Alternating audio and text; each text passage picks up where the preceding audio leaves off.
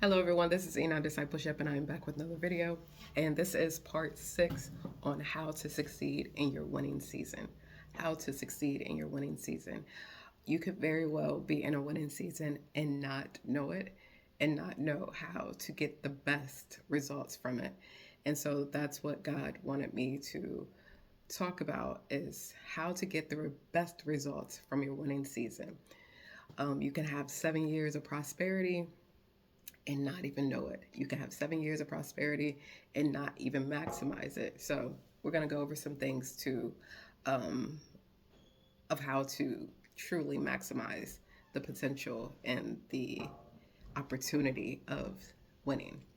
So if you want to see number 1 through 5, please go back in the videos um, and look at those. But this is number 6, and it is fixing our morning and evening routines.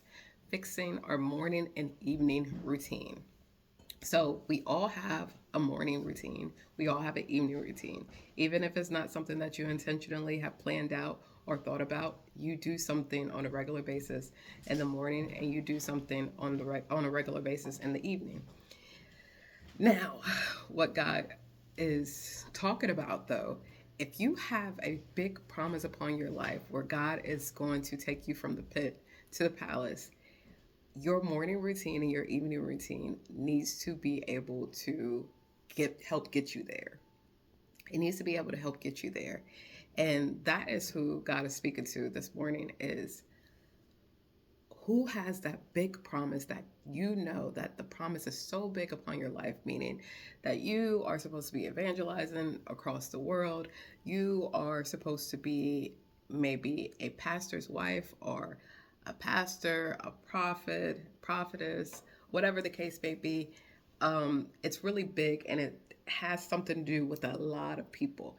And with that being said, our morning routine and your evening routine has to match up with the promise.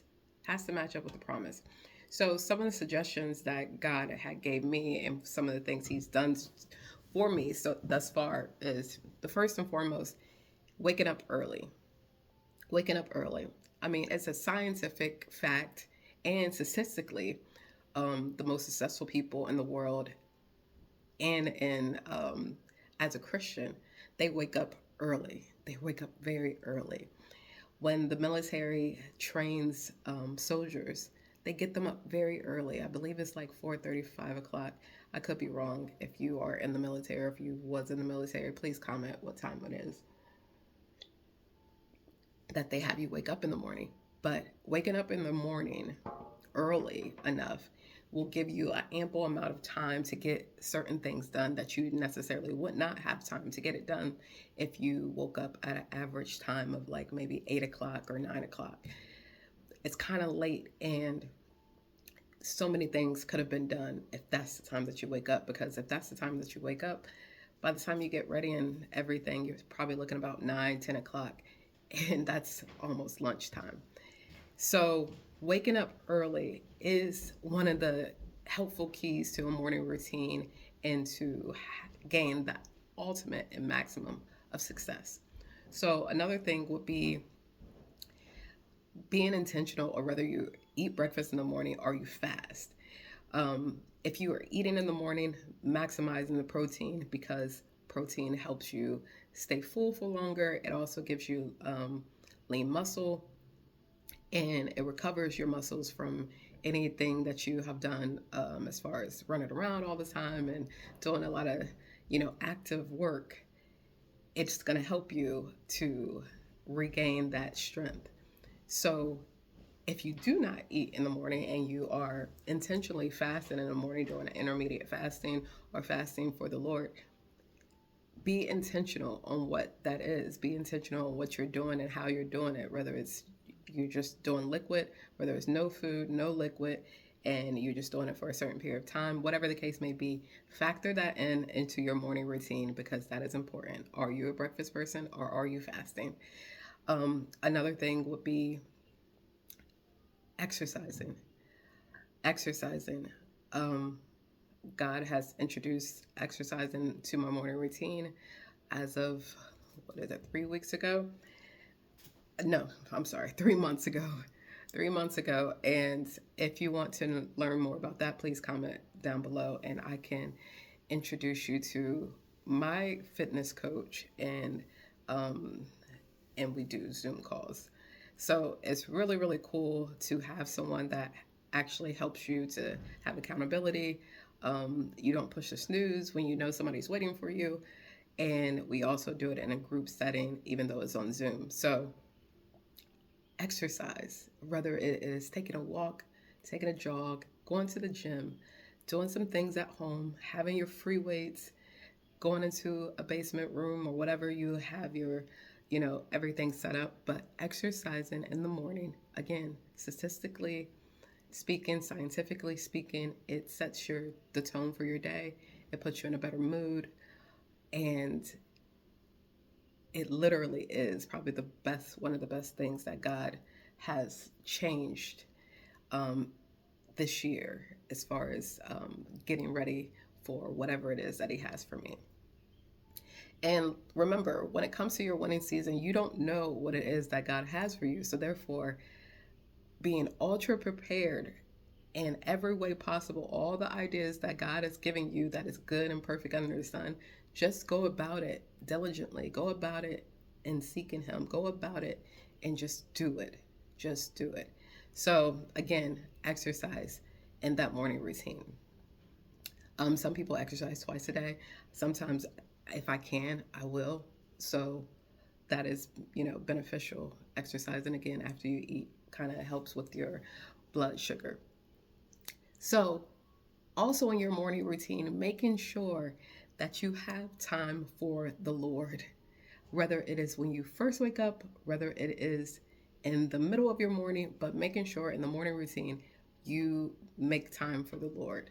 Make time for the Lord. Anytime that you will have the least amount of distractions. I try to do it when I first wake up because nobody's up and I'm in silence and no distractions. No distractions from the kids, no distractions from anyone. That's my time. But choose a time that is best for you, that you know that you will have zero amounts of distraction and that you will be able to get the maximum experience with the Lord in the morning. Now, evening, go to sleep early. Go to sleep early. And what I mean by go to sleep early, depending on how early you woke up, will determine what's actually late for you.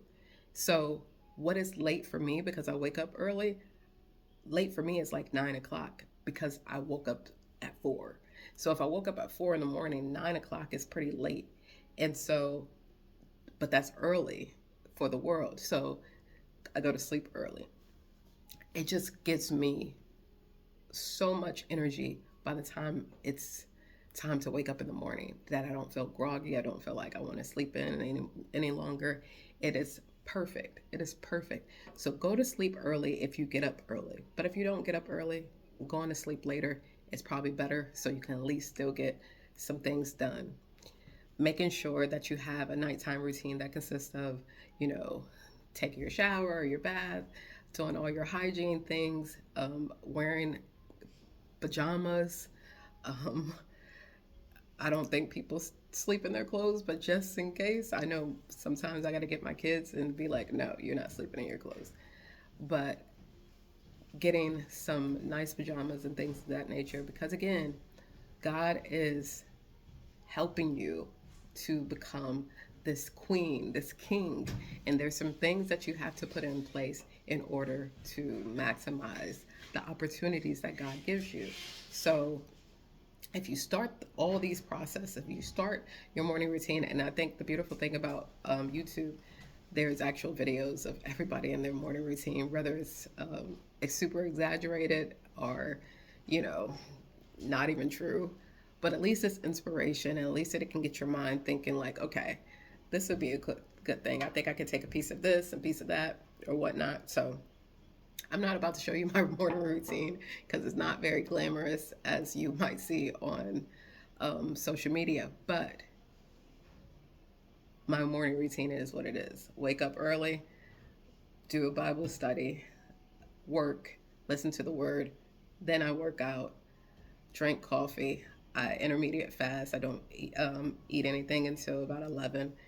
And that's it. That's my morning routine. I do and I also homeschool my kids. So I do all of that before 12 o'clock. All that before 12 o'clock. I actually do a Bible study by myself, and then I do a Bible study with a group after I work out. So, again, everybody is totally different. And also, if you want to get in on that Bible study that I do in the mornings, again, please comment down below and I will get you into that as well. But I can get so many things accomplished between 4 and 12. It's not even funny. That's 8 hours.